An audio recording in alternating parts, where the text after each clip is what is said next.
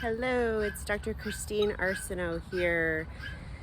I wondered if you have the Monday blahs like I do today and what you can do about it.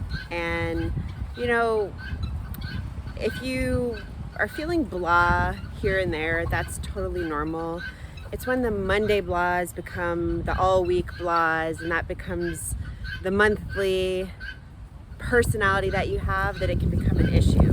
And this is the same whether it is your mental health or your physical health. I struggled with chronic illness for a long time. I had Lyme disease and joint pain and extreme fatigue. And it's easy for you to get into these ruts and to feel like you're just not making progress and to kind of feel like you want to give up because you're just not sure where to turn.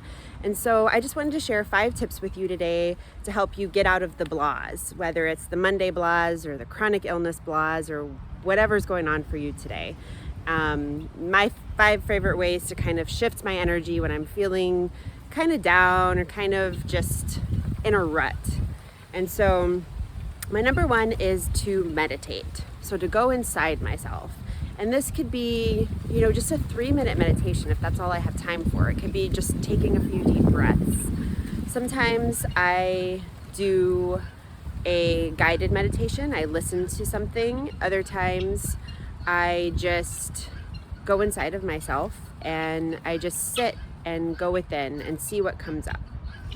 And this just allows the energy to shift a bit. And that brings me to number 2, which is to feel my feelings. So if I start with the meditation and going within myself, that usually allows me to then feel whatever's coming up. And,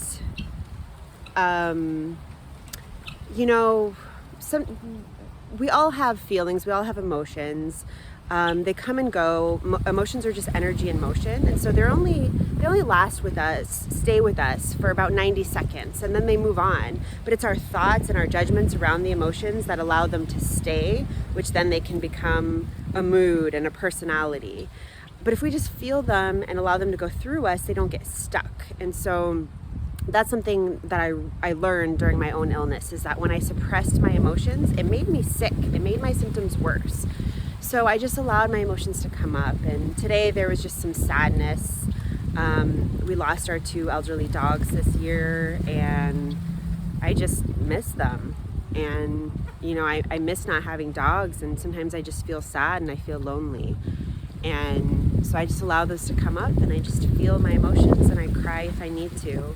And then I can continue on with my day, and it's not something that becomes a problem, but I have to feel my emotions when I have them and allow them to go through me. The number 3 thing that I do is move my body. And numbers 3, 4, and 5 I like to do all together, because if you can combine goals, if you can combine habits, then it makes it easier to accomplish them. So my number 3 is to move my body, and that can be as simple as going for a walk. Sometimes I do yoga, sometimes I do an online workout, something I could just hit play and not have to think about. It just depends. Sometimes I just turn on some music and dance, but moving my body gets that energy to shift. My number 4 is get in nature. So I like to move my body in nature. Being in nature, and especially just looking around, there's just something calming about seeing, there's this asymmetry in nature that's just beautiful, and it does something to our brain when we look at all of the objects in their natural state instead of like the boxes and the cubicles that we live in inside, and it just instantly relaxes our brain. And so I like to go for a walk outside, looking at my environment, looking out into the distance, and you can't help but feel better, feel different after you do that. My number 5 is grounding. And so my favorite way to ground is barefoot on the earth.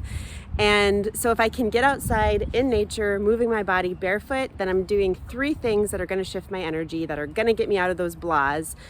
And so my favorite way to do that is going to the beach and taking a stroll. Right now, my car's in the shop, so I'm not going anywhere other than the yard, which, is pretty exotic enough with all these birds. I'm sure that you can hear my chickens and my guinea hens and my turkeys around me, and just walking around my yard in the sunshine, getting my energy to shift. The other thing I love about grounding is that it helps with inflammation. It's one of the most powerful things you can do for inflammation. If you know me, you know I love talking about inflammation. I love helping others, educating others on this, especially people who have been dealing with chronic illness. Maybe it's Lyme or autoimmune issues, people who are suffering with joint pain like I suffered with for years and years. Getting on top of that inflammation is so important. And so I am repeating a training that I did last week, this week on Thursday. So if you missed it last week, this Thursday, October 20th, 7 p.m. Eastern, it's 3 secrets to eliminating autoimmune joint pain that's interfering with your work and family life without relying on over-the-counter medications and pharmaceuticals. And I would love to see you there. Love to give you some tips on how to get on top of that joint pain, how to reduce inflammation, and doing it all without over-the-counters, without pharmaceuticals, because even though I'm a pharmacist, I prefer the natural way. So hope you found these tips useful. It's doing these things in my day-to-day life that allows me to stay healthy, stay energized, so I can let those blahs just go through me so that I can get them to pass, so I can move on and have that energy to teach others, heal others, and just help you learn everything that I learned along my own journey so that you can use it to benefit yourself and get to a better place in your health. Looking forward to seeing you next Thursday. And just comment below or message me and I'll send you my Zoom link.